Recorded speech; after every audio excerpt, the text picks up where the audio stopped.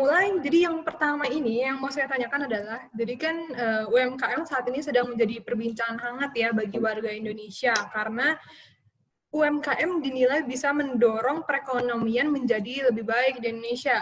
Nah, dikutip juga dari cnnindonesia.com bahwa tahun 2020, UMKM itu menyerap 97% tenaga kerja dan menyediakan 99% lapangan kerja di Indonesia, sehingga UMKM itu bisa dibilang pendorong ekonomi Indonesia gitu. Dan kebetulan kita kemarin juga baru bikin webinarnya gitu. Nah, pertanyaan saya adalah, sebetulnya di masa pandemik seperti ini, kenyataannya itu tidak sedikit pekerja-pekerja yang mengalami PHK ya, seperti yang kita tahu, sudah cukup banyak lah yang kena PHK gitu. Dengan begitu, beberapa orang itu sudah mulai berpikir gitu ya, berinovasi gitu, gimana caranya di saat saya PHK saya harus tetap bergerak nih untuk mendapatkan misalnya penghasilan gitu ya. Nah, yang mau saya tanyakan adalah, menurut Bapak atau Ibu, speaker-speaker di sini, apakah home franchise itu punya potensi ke depannya? Dan apa sih sebetulnya tantangan dan juga manfaat dari home franchise? Mungkin aku bisa nanya di awal dari Pak Michael dulu kali ya, lebih cocok ya. Silakan Pak Michael. Oke, jadi kalau misalnya untuk home franchise ya gimana untuk kedepannya ya? Kalau misalnya menurut gue pribadi sih atau dilihat dari kedepannya sih, ini bakalan jadi kayak semacam solusi sih, dikarenakan maksudnya berarti kan orang yang sebelumnya punya keterbatasan karena adanya harus punya fisik, tempat, habis itu atau mungkin kayak harus ada investment yang cukup besar, jadi sekarang bisa dilakukan di mana aja karena dari rumah aja sendiri, terus investmentnya bisa lebih rendah, dan juga yang pastinya maksudnya bisa dilakuin di daerah mana aja karena channel distribusinya juga melalui channel distribusi online kan. Jadi kan kita switch model bisnisnya juga. Jadi kalau misalnya ini adalah salah satu model bisnis yang menjanjikan di kemudian harinya. Jadi ya ini one of the solution sih menurut gue pribadi sih kayak gitu.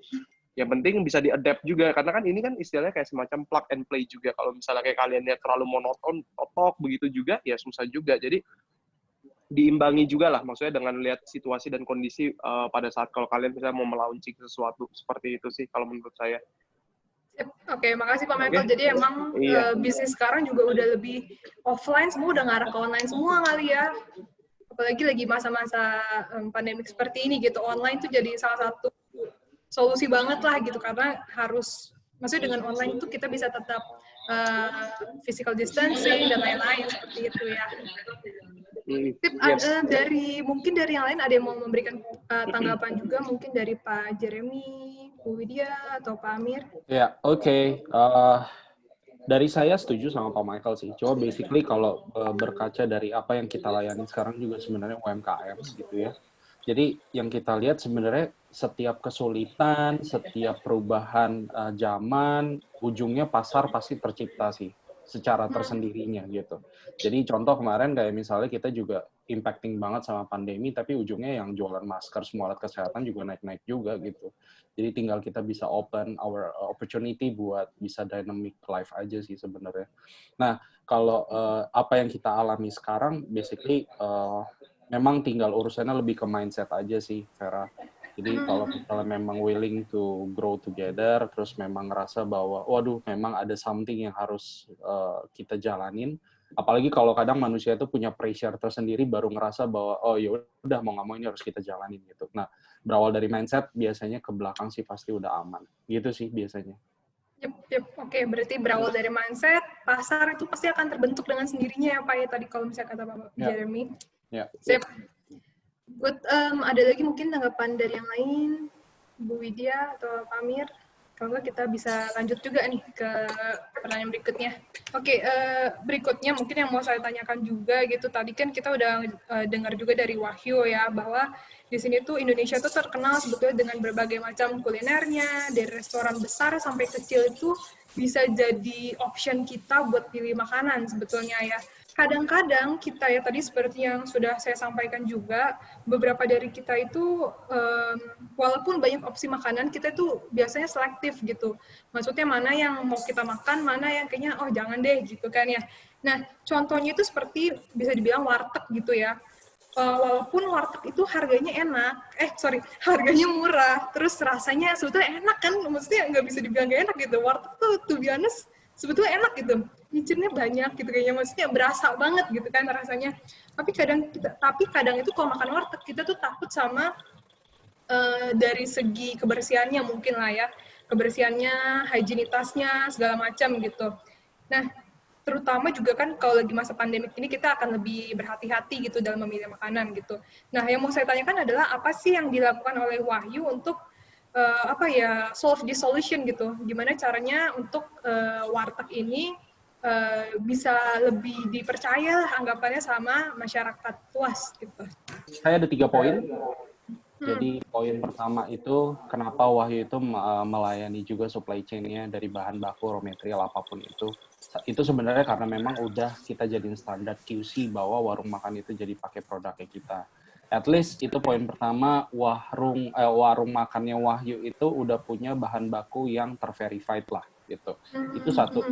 Yang kedua, memang kita punya pendampingan, akademi dan lain-lain yang tadi saya udah jelasin juga. Jadi warung makan itu bisa dapat ilmu, dapat informasi, dapat pengetahuan dari setiap kali event yang kita bikin gitu ya. Akademi itu juga kan kita selalu ngundang speaker-speakers yang again dia memang sudah pengalaman di bidang itu, bahkan ada food consultant juga gitu. Nah, itu yang kedua. Yang ketiga, sebenarnya karena memang makin besar kompetisi, terus makin besar market yang tadi kita create tuh, kayak tadi kita bikin tajir, terus kita bikin rantangku, bikin lain-lain. Ujungnya kan semua ekspektasinya dari klien itu akan semakin besar dibandingkan cuma mereka yang visit ke warung terus dine in di situ gitu. Nah dari situ mau nggak mau mereka kita bawa dengan sifatnya, yuk Bapak, Ibu, Mas Yu, Mbak Yu yang udah punya warung makan, dengan join sama Wahyu bisa dapat pendapatan tambahan, tapi kualitasnya juga harus dinaikin nih. Kalau misalnya kualitasnya nggak naik dari QC-nya kita, ya otomatis warung makan yang nggak ikut juga nggak bisa kita pilih sebagai mitra kita. Gitu sih, jadi sebenarnya kita tawarkan satu peluang, opportunity untuk mereka dapat pendapatan, tapi kalau mereka nggak mau ikut kualitasnya kita, QC-nya kita, ya mohon maaf gitu sih, kurang lebih Vera. Oke, menarik. Jadi memang Wahyu itu emang merangkul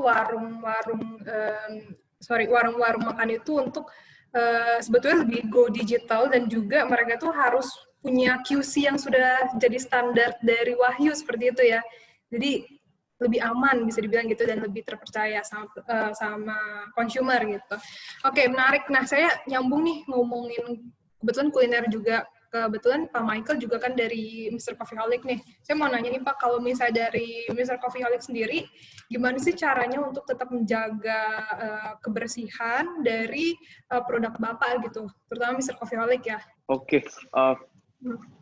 Jadi kalau misalnya kita sih untuk menjaga untuk standar kebersihannya ya, waktu pas apalagi kemarin ya, kita tetap ikutin banget buat protokol kesehatan. Tapi jadi kita brief lah, kita ngelakuin brief. Jadi kalau misalnya untuk kita saat ini, kalau misalnya untuk yang di outlet, karena kan kita jumlahnya cuma ada 4. Jadi kita ngelakuinnya seperti ini. Jadi kita brief, tim dikumpulin ke di kantor pusat. Kita briefing dari mulai penggunaan masker, harus pakai sarung tangan, habis itu harus pakai hand sanitizer dulu, meja harus nanti dibersihkan, habis itu ya jadi banyak lah, kita ikutin protokol-protokol kesehatannya juga gitu kan. Jadi kita brief tim anak-anak karena masih nggak terlalu banyak, jadi mungkin masih muda. Cuman kalau misalnya kayak bagaimana nih yang sekarang yang terjadi di home franchise, nah kita biasa dari awal waktu pas sebelum bergabung, kita udah kita kasih satu link, di dalam link itu udah ada kayak standarisasi bagaimana nanti cara untuk protokol-protokol pengemasan dan lain-lain sebagainya sih, seperti itu. Jadi emang kita udah bikinin semacam kayak SOP-nya ya, jadi supaya lebih mudah juga dan udah terjaga seperti itu sih.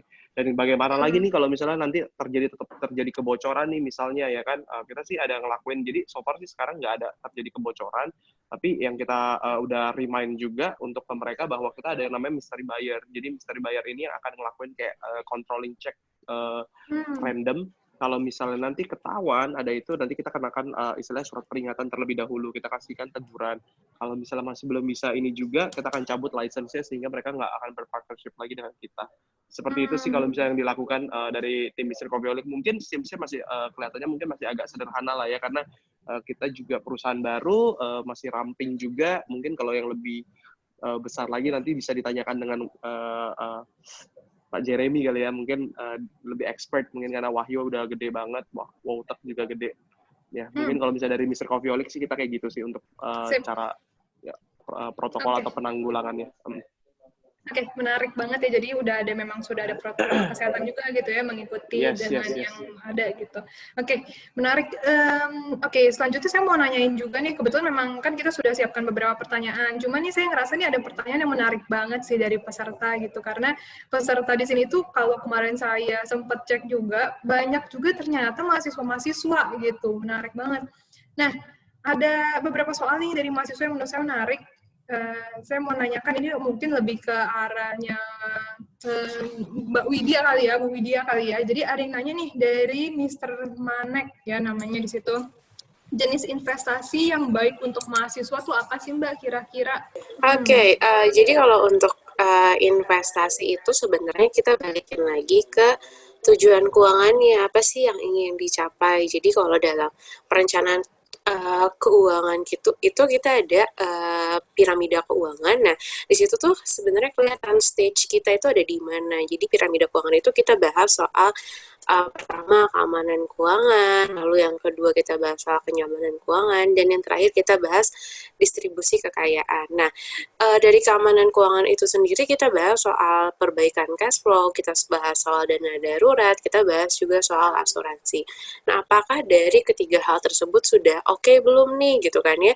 Jadi kalau misalnya dari tiga tersebut udah oke, udah punya cash flow yang baik, sudah nggak boros, sudah bisa menabung per bulan dengan rutin, sudah punya dana darurat gitu kan ya, dan sudah punya asuransi, itu biasanya kita sudah mulai ngomongin investasi dan tujuan keuangan. Jadi kita berangkat dari tujuan keuangannya masing-masing ini ingin seperti apa, karena balik lagi tiap orang pasti berbeda nih tujuan keuangannya. Misalnya saya pengen beli mobil yang harganya let's say 120 juta misalnya. Oh, ternyata teman saya pengen beli mobilnya harganya 200 juta. Dari situ kan sudah berbeda nih tujuannya, set goals-nya. Lalu kita bahas lagi soal jangka waktunya. Oh, kalau saya tahun depan pengennya, oh kalau dia teman saya pengennya 3 tahun lagi.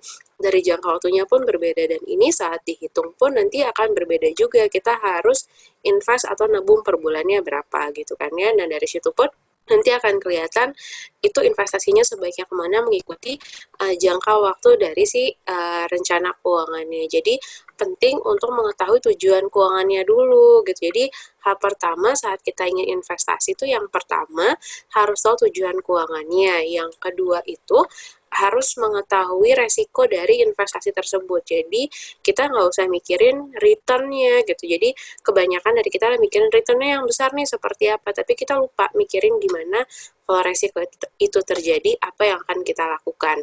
Nah, itu yang harus kita pelajari. Nanti yang ketiga, itu baru kita memilih produknya yang sesuai dengan tujuan keuangannya. Jadi, balik lagi tuh yang mau investasi, itu investasinya untuk apa dulu nih? Gitu, untuk dana darurat kah? Untuk tujuan keuangannya, misalnya dia pengen beli gadget kah atau apa, itu harus mulai di manage dulu tuh. Nah, gitu sih sebenarnya dari perihal investasi. Begitu. Oke, menarik. Sip, yang sudah Mbak Widya sampaikan bahwa kita harus tahu dulu nih tujuan dari investasi sendiri itu apa gitu ya, apakah untuk dana darurat dan lain-lain gitu ya. Ini menarik sih, kebetulan memang kemarin saya sempat cari apa sih nonton YouTube-nya Finansialku juga gitu ya. Saya nonton Pak siapa ya, saya agak lupa gitu. Itu memang saya nonton gitu kan piramid itu, dan juga emang menarik, ada satu kata yang dibilang gimana ya, kalau dari pandangan saya sendiri kan mungkin investasi apa yang cocok nih. Ini ada yang nanya juga apakah emas atau reksadana atau apa gitu ya. Nah, selama ini tuh saya lebih diajak sama teman-teman saya untuk lebih investasi emas, katanya pasti paling menguntungkan, katanya gitu ya. Cuma menariknya adalah tadi waktu saya dengar YouTube-nya bahwa emas itu sebetulnya untuk dana darurat gitu. Jadi kalau dibilang, saya setuju banget. Betul. Kalau dulu tuh orang tua saya juga melakukan hal yang sama. Jadi mereka kalau punya uang, mereka itu simpennya dalam bentuk emas gitu. Nah, emas itu sebetulnya bukan mereka untuk investasi, Bisa. tapi lebih untuk ditahan gitu ya Mbak, betul ya? Betul. Jadi kalau emas itu memang fungsinya itu untuk menahan uang kita dari inflasi sih. Jadi itu yang menjadi kenapa sih emas ini banyak didolakan itu karena dia mengikuti kurs dolar juga, dia mengikuti inflasi. Jadi ya kalau kita simpan di emas ya uang kita aman dari inflasi seperti itu. Terus sorry ada yang nanya juga nih sedikit lagi kalau mengenai reksadana itu dari Mbak Winda Ayu gitu ya. Kalau reksadana sendiri itu gimana gitu untuk investasi jangka panjangnya dan minim resiko atau tidak gitu? Oke. Jadi kalau reksadana sendiri sebenarnya ada 4 jenis. Nah, jadi kalau yang dari saya baginya berdasarkan return yang paling kecil dan juga resiko yang paling kecil. Yang pertama ada reksadana pasar uang, lalu kedua ada reksadana pendapatan tetap, yang ketiga ada reksadana campuran, dan yang terakhir ada reksadana saham. Nah, minim resiko ya pasti semua investasi ada resikonya. Even kita nyimpan uang di emas pun ada resikonya, nyimpan di deposito pun ada resikonya. Jadi itu pasti ada resikonya setiap investasi gitu kan ya. Untuk jangka panjang ini pilihannya tergantung jangka waktunya mau berapa lama, mau 3 tahun kah, 5 tahun kah, balik lagi itu dia jangkanya. Kalau jangka panjang kan biasanya kita langsung aja yang returnnya tinggi, bisa ke saham atau reksadana saham. Jadi sebenarnya masih oke sih untuk disimpan di reksadana, apalagi buat kita yang masih bekerja gitu kan ya, atau memang tidak ada waktu untuk mantengin saham tiap waktu gitu. Jadi itu bisa menjadi salah satu pilihan investasi juga di reksadana gitu. Mbak Widya, Sama-sama. Sudah terjawab ya Mbak Winda Ayu. Oke, berikutnya, aduh banyak sekali ya pertanyaan yang lumayan ya. Kayaknya banyak yang tertarik sama ini ya, maksudnya nanya-nanya jadi lebih ke keuangannya, segala macam. Halo, dari Octavia Nilim. Halo, saya ingin bertanya, jika ingin membuka usaha bisnis, lebih baik secara online atau offline? Note-nya adalah ketika pandemik sudah selesai dan keadaan sudah normal gitu. Jadi kalau keadaan sudah normal gitu ya, udah nggak ada pandemik lagi, walaupun kita nggak tahu sebenarnya sampai kapan gitu ya.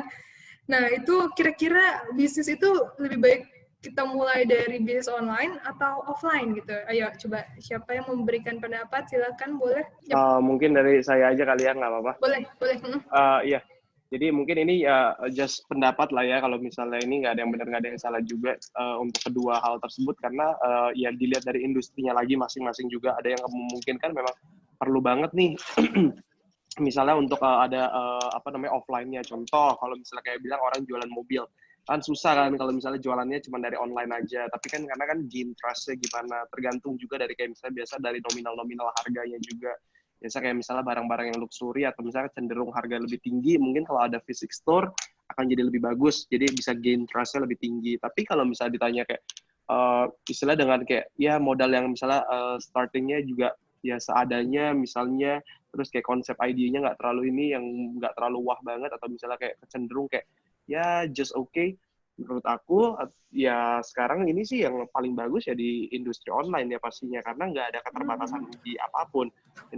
Investasinya juga akan rendah, yang harusnya kayak toko harus sewa tempat, ini kita cuma bisa nebeng di platform mana aja. Mungkin ada platform-platform yang berbayar atau misalnya ada sharing margin, tapi kan itu biasanya juga dipotong dari berdasarkan penjualan kalian. Dari jualan barusan kalian dipotongkan marginnya kan, jadi kayak resikonya juga lebih rendah. Sedangkan kalau kalian offline ya di awal kalian udah harus bayar kan, paling enggak DP dulu. DP aja juga udah pasti kan costing money juga gitu. Ya walaupun nantinya kalau misalnya ada bilang, oh ya tapi kan kalau misalnya di offline nggak perlu nih, kayak marketingnya nggak terlalu yang gimana-gimana banget. Kalau di online kan perlu endorse dan lain-lain sebagainya. Tapi dengan maksudnya kalau bisa ditarik secara keseluruhan, dengan keterbatasan customer yang bisa mampir juga, istilahnya kalau bisa cuman offline, menurut saya sih sekarang setelah pandemi ini berakhir, online is the answer sih. Jadi itu emang jawabannya sih. Jadi emang solution lah gitu loh. Bahkan maksudnya banyak banget juga konsepan model bisnis yang dulunya konvensional bahkan di online kan. Bahkan bukan setahu saya sih, ini udah pasti BMW itu mobil juga dijual di Tokopedia. resmi, Iya. maksudnya benar-benar dijual itu kan, karena official store-nya gitu loh, officialnya BMW juga jualan di Tokopedia. Ya karena mereka kan ngelihat apa, kan lihat ada potential market kan gitu kan, ada potensialnya sehingga mereka jualan. Jadi ya buat yang nanya, menurut saya sih itu sih. Yep. Seperti itu. Menarik, Pak Michael. Jadi memang sih sekarang tuh juga itu tergantung ya, balik lagi biasanya mau online atau mau offline gitu. Karena sebetulnya online atau offline pun punya kelebihan dan kekurangan masing-masing gitu ya. Tadi kalau yang dijelaskan itu, kalau misalnya offline itu kita bisa lebih gain trust, lebih baik. Tapi di satu sisi mungkin kita harus siapin asetnya, sumber daya manusianya, dan segala macam gitu ya. Kebetulan memang saya juga baru baca-baca tentang yang menarik itu, lagi lumayan hits kayaknya, itu tentang Cloud Kitchen. Jadi itu Cloud Kitchen itu dia juga menarik tuh, gimana ya, dia kayak ada satu third party lah ya, mereka menyediakan di mana satu tempat itu mereka sudah sediakan misalnya alat masaknya, segala macam, aset-asetnya, semuanya. Nah, di satu tempat itu nantinya bisa istilahnya disewakan oleh catering lah ya. Yes, merchant yang bisa pakai itu secara bersamaan gitu. Dengan begitu kan pasti cost-nya juga bisa lebih murah gitu ya. Dan pengirimannya juga dilakukan secara online, jadi nggak ada offline store-nya. Itu juga menarik sih sebetulnya. Sip, makasih banyak dari Pak Jeremy, mungkin mau memberikan tambahan. Ya, dari saya sih paling simpel pertanyaannya bisnis apa dulu sih. Karena kalau ditanya offline apa online, saya nggak bisa jawab kalau misalnya nggak tahu mau bisnisnya apa. Tapi at some point ujungnya saya kalau ditanya dan disuruh milih, saya lebih milih saya bakal combine sih antara offline sama online. Karena menurut saya untuk zaman sekarang Indonesia masih dalam perkembangan digital. Jadi kalau memang kita cuma main di online, kayaknya kok rasanya kurang kredibel aja sih gitu. Jadi mungkin basicnya tetap ada offline tapi mungkin strategi marketingnya lebih ke bangun word of mouth. Jadi referensi, terus sifatnya orang punya pengalaman yang mengasihkan gitu ya sama produk atau jasa kita. Terus hal itu yang bisa jadi success story yang kita bisa tampilin justru di medianya online. So jadi mungkin starting with the offline dan go with the online. Gitu sih, Vera. Menarik, yep. Begitu ya pendapat dari Pak Jeremy gitu. Jadi start from offline to online seperti itu. Oke, menarik. Selanjutnya nih mungkin ada yang nanya juga dari Pak Sunario. Nanya ke Pak Kak Amir, Linksys, bagaimana dengan penyebaran area yang tercover, bentuk layanan provider atau penjualan elektronik? Manfaat yang tepat guna didapat untuk masing-masing sektor. Terima kasih. Nah, bisa dibantu mungkin Pak Amir? Oke. Ini maksudnya jadi Linksys dikira seperti internet service provider mungkin ya. Jadi sebagai info, Linksys ini cuma alatnya aja ya. Cuma hardware-nya aja gitu. Jadi kalau untuk layanan provider dan penjualan elektroniknya itu kita ada kerjasama sama ISP gitu. Jadi kayak sama First Media, sama Telkom mungkin, sama Biznet, sama CBN gitu, atau beberapa ISP lokal di daerah sih. Jadi kita ini hardware-nya, tapi jadi mungkin kayak gini, kayak beberapa ISP itu biasanya hardware yang dia kasih biasanya itu kelasnya kurang oke lah ya untuk yang skala mungkin misal di kantor yang lebih mid high. Jadi kita butuh hardware networking yang lebih bagus. Nah itu bisa digantikan dengan Linksys gitu. Jadi nanti koneksi WiFi-nya lebih bagus gitu.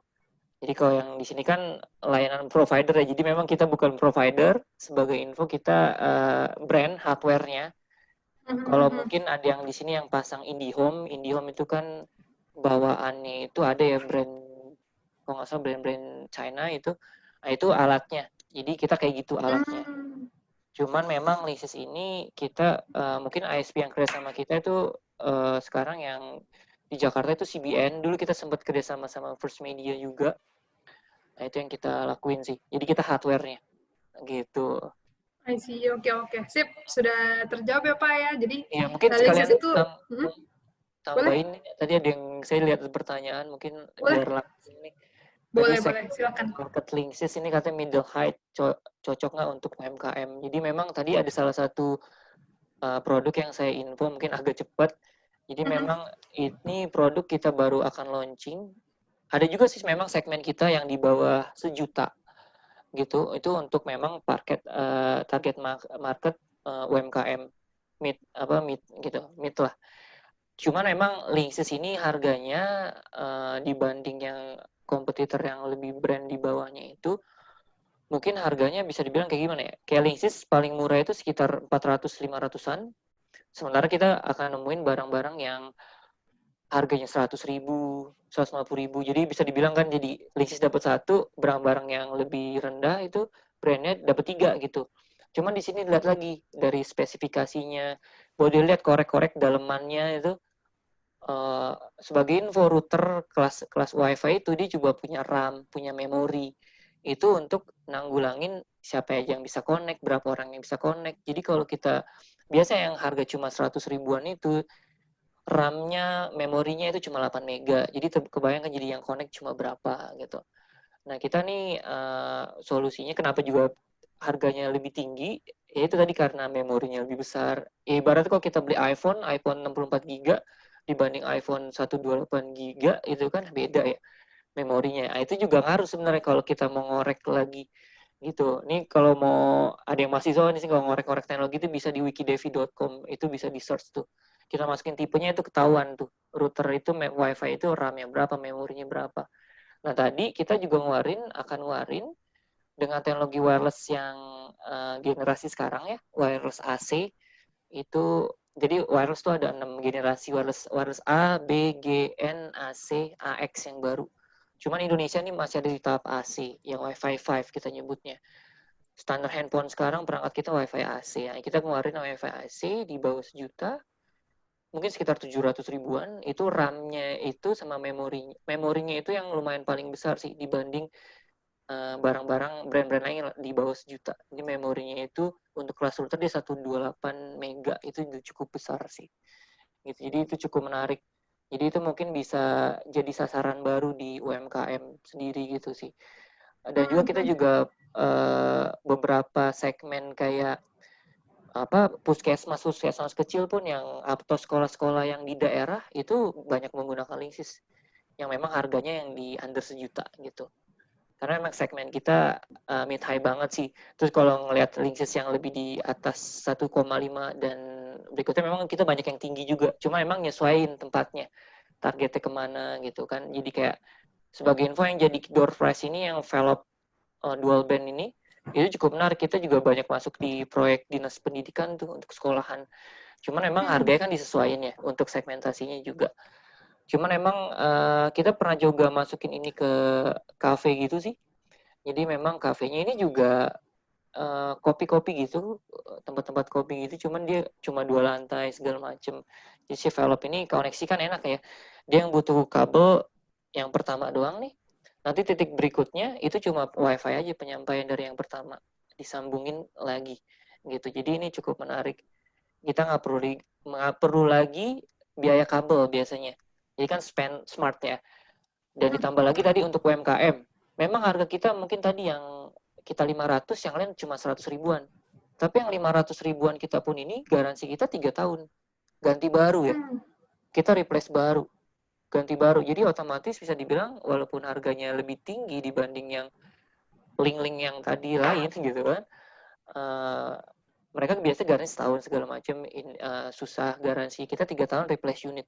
Ganti baru. Jadi selama 3 tahun kita aman.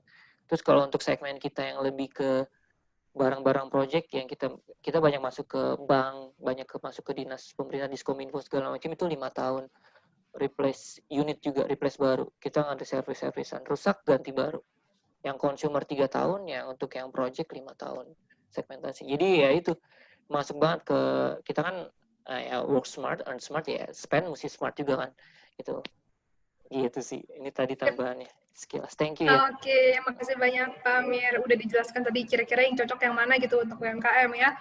Sip, ada pertanyaan lagi nih. Ini lebih mengarah sepertinya ke Ibu Widya, yaitu dari Pak Yonatan Wijaya. Apakah deposito sudah cukup investasi atau ada yang lebih baik? Jujur aja sih ya Bu ya, saya juga mungkin kalau mahasiswa mungkin ya lebih banyak yang pakai deposito gitu, karena kita nilainya mudah untuk digunakan ya kan, itu paling simple dan juga lumayan kadang bunganya kalau misalnya depositonya udah tinggi gitu kan. Nah, gimana menurut pandangan Mbak tentang deposito nih? Cocok atau enggak kira-kira? Oke, deposito ini oke-oke aja sih. Apalagi kalau deposito ini kan cocok untuk misalnya kita punya tujuan keuangan yang jangka pendek, let's say 1 sampai 2 tahun, atau misalnya kita udah punya uangnya, nanti kita tinggal ya tunggu sampai kita untuk mengeluarkan uangnya ini ya sampai tujuan keuangannya ini tercapai gitu kan ya. Itu oke-oke aja untuk tujuan keuangan 1 sampai 2 tahun, it's okay simpan di deposito karena deposito itu bisa menahan uang kita dari inflasi. Cuman kalau untuk jangka panjang sih sayang sih kalau kita simpan di deposito. Let's say kayak gini aja, kamu punya tujuan keuangan, let's say kamu dari Jakarta nih pengen ke Bandung. Boleh nggak sih dari Jakarta ke Bandung naik bajai? Oh ya boleh-boleh aja, nggak ada yang ngelarang. Tapi pertanyaannya nyampainya kapan? Itu yang jadi pertanyaan. Jadi kalau misalnya punya tujuan keuangan, boleh nggak pakai deposito? Ya silakan, tapi harus dihitung juga. Ini kamu sebenarnya mau investasinya berapa tahun sih gitu. Jadi fungsinya financial planning ini, jadi nanti teman-teman akan tahu, oh saya itu harus nabungnya sekian per bulan.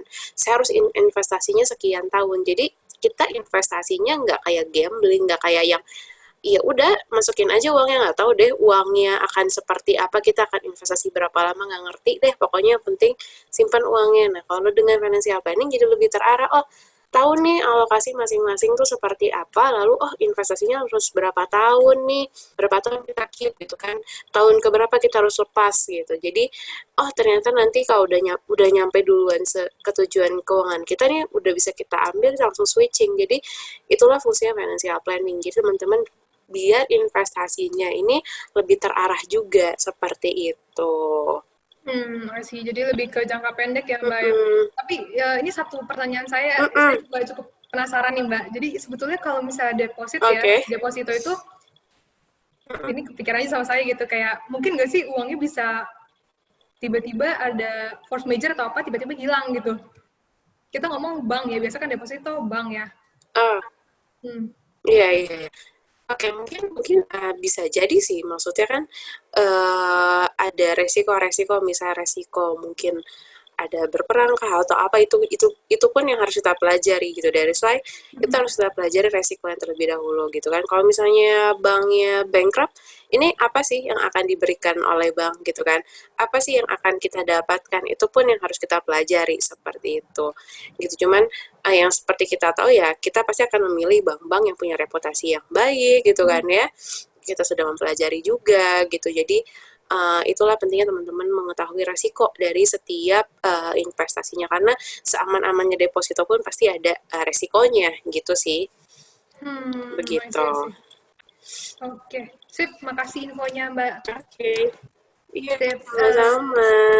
Oke, aku mau nanya ke pertanyaan selanjutnya nih. Mungkin ini ada dari Pak Tamara Ratnasari. Pak Jeremy ya, kepada Pak Jeremy saya ingin bertanya, apa saja resiko dan keuntungan yang Bapak alami ketika memulai usaha Wahyu? Oke. Apalagi kan mengingat warung makan dimiliki dan dikelola oleh orang-orang dengan berbagai sifat. Bagaimana Bapak meyakinkan untuk membantu mereka sambil tetap mendapat profit? Terima kasih sebelumnya. Ya, oke. Thank you, Bu Tamara ya.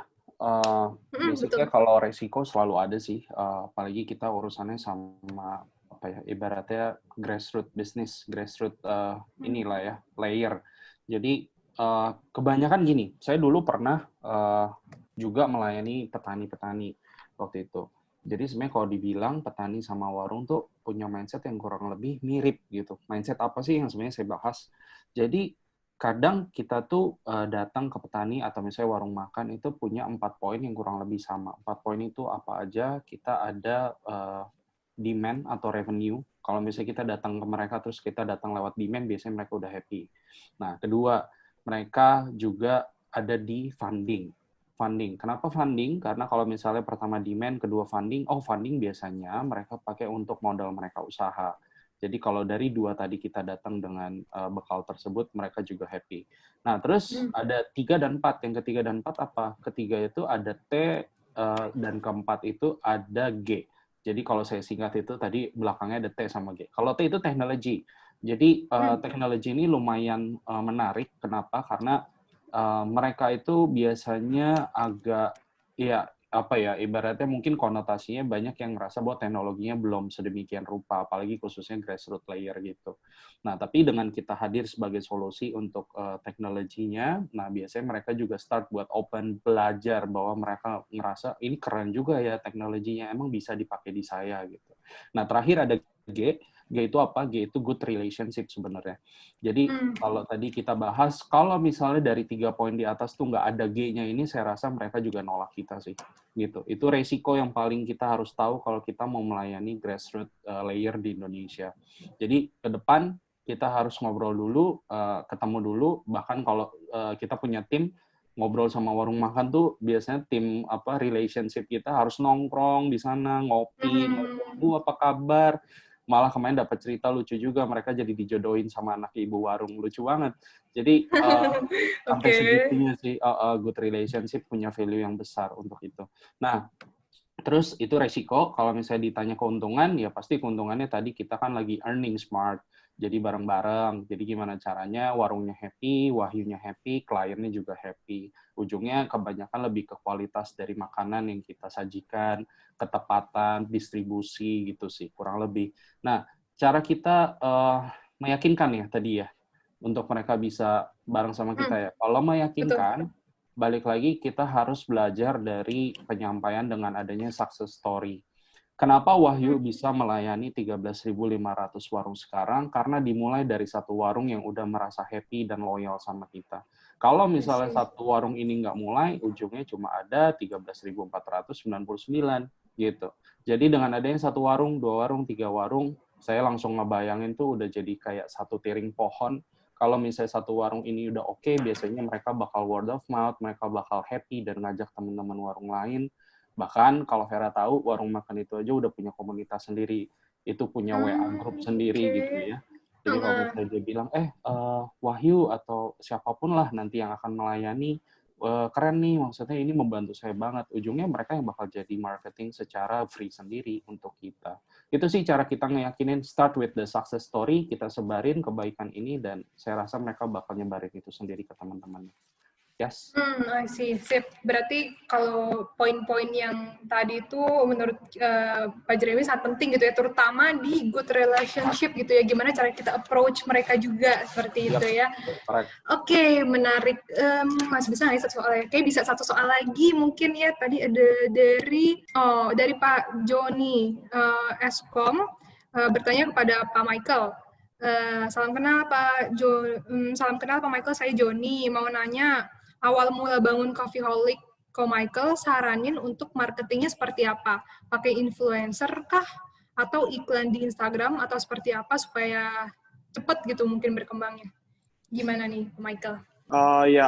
Untuk kalau misalnya itu tadi pertanyaannya kalau misalnya emang ditanyanya memang sudah pengennya cepat, bagaimana caranya? Berarti kan kalau misalnya tidak ada keterbatasan dana, ya kombinasi dari keduanya. Jadi influencer, jadi harus balance dulu nih between, kayak maksudnya kalian nih harus paham nih, ini brand kita. Habis itu ada mungkin platform alat bantu untuk ngiklan supaya dilihat lebih banyak orang, Facebook Ads atau Instagram Ads, sama misalnya mau melakukan melalui influencer. Jadi influencer ini cuma nanti bawain brand awareness yang dari dianya ini aja nih, dari si influencer ini aja. Tapi kan udah tahu juga mungkin Instagram rate kan sekarang kan nggak terlalu tinggi persentage-nya, 7% sampai 10% untuk angka yang dari total followers. Jadi dia akan ngedirect-nya juga nggak akan terlalu banyak, sehingga ya oke, secara brand awareness atau brand image akan bagus dari dari brandnya. Tapi untuk supaya dilihat atau biar makin banyak orang yang tahu dari konten yang udah dibikin oleh si influencer, ya caranya melalui dari Facebook Ads atau Instagram Ads ini gitu, supaya lebih cepat atau dilihat lebih banyak orang. Jadi kalau misalnya pertanyaannya memang gimana nih supaya cepat, atau misalnya